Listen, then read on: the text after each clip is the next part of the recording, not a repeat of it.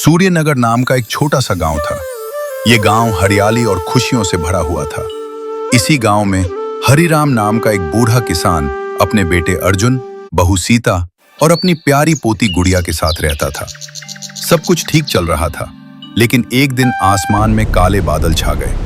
तेज हवाएं चलने लगी और देखते ही देखते मूसलाधार बारिश शुरू हो गई। तभी अचानक रणवीर दौड़ता हुआ हरिराम के घर पहुंचा और जोर जोर से चिल्लाने लगा, चाचा चाचा जल्दी बाहर आओ। हरिराम घबरा कर बाहर आया और बोला, क्या हुआ रणवीर, इतनी बारिश में क्यों आए हो? रणवीर हांफते हुए बोला, हरिराम काका, ये पानी और बढ़ेगा, हमें अभी यहाँ से निकलना होगा। गांव में बाढ़ आ गई है, पानी तेजी से बढ़ रहा है, सब लोग गांव छोड़कर जा चुके हैं, आप भी जल्दी से अपना घर खाली कर दो। ये सुनते ही हरिराम के होश उड़ गए।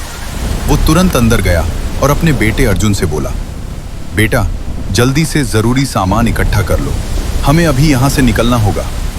अर्जुन बोला, ठीक है पिताजी, आप गुड़िया को लेकर बाहर जाइए, मैं और सीता सामान लेकर तुरंत आते हैं। हरिराम गुड़िया को लेकर बाहर चला गया, लेकिन किस्मत को कुछ और ही मंजूर था। बाढ़ अचानक बहुत तेज हो गई।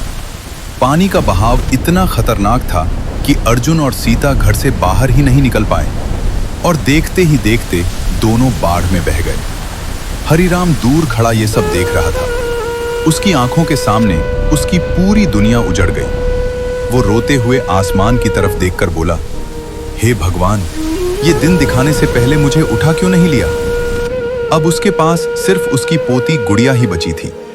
किसी तरह वो गुड़िया को लेकर एक सुरक्षित जगह पहुंचा।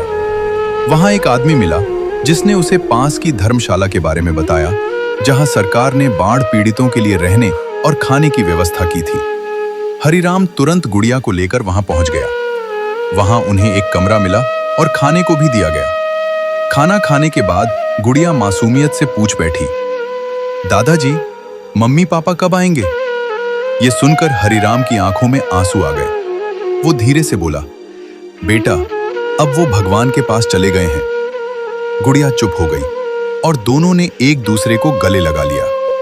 कुछ दिन बाद बाढ़ खत्म हो गई और सरकार की मदद से सभी लोग अपने गांव वापस लौट आए।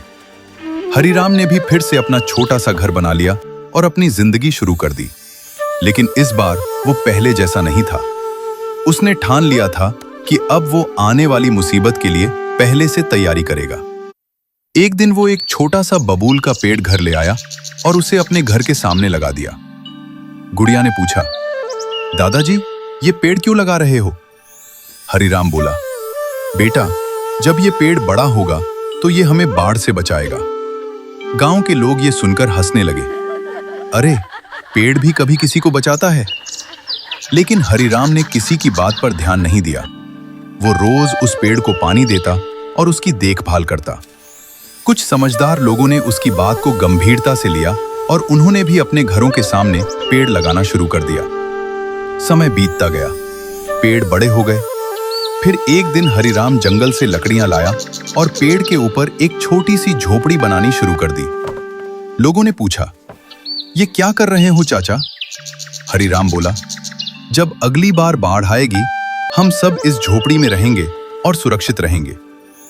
इस बार पूरे गांव ने उसकी बात मानी और सब ने अपने अपने पेड़ों पर झोपड़ियां बना ली। कुछ महीनों बाद फिर से वही हुआ।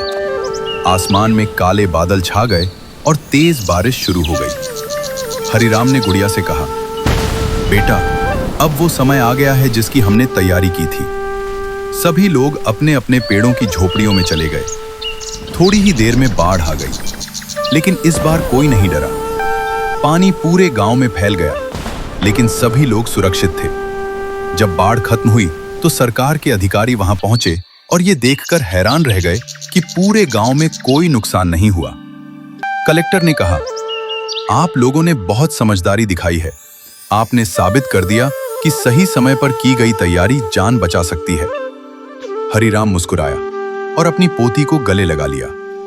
अब वो अपने बेटे और बहू को याद जरूर करता था, लेकिन उसे इस बात की खुशी थी कि उसने पूरे गांव को बचा लिया। सीख: मुसीबत से पहले की गई तैयारी ही असली समझदारी होती है।